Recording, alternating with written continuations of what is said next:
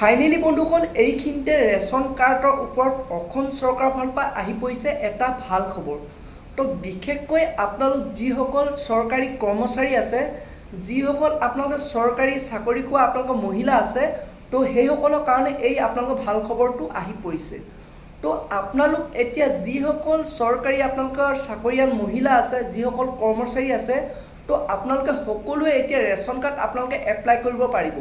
তো অৰ্থাৎ আপোনালোকে ৰেচন কাৰ্ড লাভ কৰিব।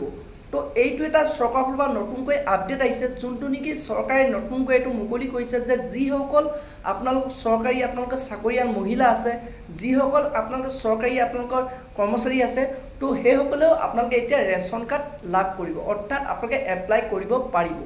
কিন্তু বন্ধুসকল তাৰ ওপৰতো আমাৰ মুখ্যমন্ত্ৰী ডাঙৰীয়াই ঘোষণা কৰিছে যে কোনসকল চৰকাৰী কৰ্মচাৰীয়ে, কোনসকল চৰকাৰী চাকৰি কৰা মহিলাই আপোনালোকে আপোনালোকে চৰকাৰী ৰেচন কাৰ্ডৰ কাৰণে আপোনালোকে এপ্লাই কৰিব পাৰিব, অৰ্থাৎ আপোনালোকে লাভ কৰিব।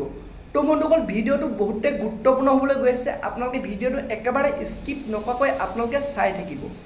তো এতিয়া বন্ধুসকল আপোনালোকক মই জনাই আছোঁ কোনসকল চৰকাৰী মহিলাই, কোনসকল চৰকাৰী কৰ্মচাৰীয়ে আপোনালোকে এই ৰেচন কাৰ্ডৰ কাৰণে আপোনালোকে এপ্লাই কৰিব পাৰিব। তো যিসকল চৰকাৰী কৰ্মচাৰীয়ে আপোনালোকে মাহেকত আপোনালোকে 30,000তকৈ কম পায়, অৰ্থাৎ আপোনালোকে 30,000তকৈ যদি আপোনালোকে দৰমহা কম পায়, তো সেইসকল আপোনালোকৰ চৰকাৰী কৰ্মচাৰীয়ে এই ৰেচন কাৰ্ডৰ কাৰণে আপোনালোকে এপ্লাই কৰিব পাৰিব। কিন্তু আপোনালোকৰ মাহেকত আপোনালোকে 30,000তকৈ আপোনালোকৰ দৰমহা বেছি হ'লে আপোনালোকে সেইসকল কৰ্মচাৰীয়ে এই ৰেচন কাৰ্ডৰ কাৰণে আপোনালোকে এপ্লাই কৰিব নোৱাৰিব। আপোনালোকে অৰ্থাৎ আপোনালোকে মাহেকত 30,000তকৈ দৰমহা কম পাব লাগিব। তো তেতিয়াহে বন্ধুসকল আপোনালোকে এই ৰেচন কাৰ্ডৰ কাৰণে আপোনালোকে এপ্লাই কৰিব পাৰিব। তো এইটো এটা চৰকাৰৰ ফালৰ পৰা নতুনকৈ আপডেট আহিছে, নতুনকৈ খবৰ আহিছে। তো আৰু বন্ধুসকল আপোনালোক যদি কোনোবাই আপোনালোকে এপ্লাই কৰিম বুলি ভাবিছে, বৰ্তমান বন্ধুসকল ইয়াৰ অনলাইন আৰু অফলাইন দুইটাৰ পৰা এপ্লাই চলি আছে। তো আপোনালোকে অফলাইন যদি আপোনালোকে এপ্লাই কৰিব বিচাৰে, তো তেতিয়াহ'লে বন্ধুসকল আপোনালোকৰ পঞ্চায়তত গৈ আপোনালোকে খবৰ কৰক। তো তাৰ পৰা আপোনালোকে ফৰ্ম আপোনালোকে ল'ব পাৰিব। আৰু যদি বন্ধুসকল আপোনালোকে অনলাইন যদি আপোনালোকে এপ্লাই কৰিম বুলি আপোনালোকে ভাবিছে, তো আপোনালোকৰ যিকোনো আপোনালোকৰ ওচৰৰ CSC চেণ্টাৰ বা আপোনালোকৰ অনলাইনৰ আপোনালোকৰ দোকানৰ পৰা আপোনালোকে সেই ৰেচন কাৰ্ডৰ কাৰণে আপোনালোকে এপ্লাই কৰিব পাৰিব।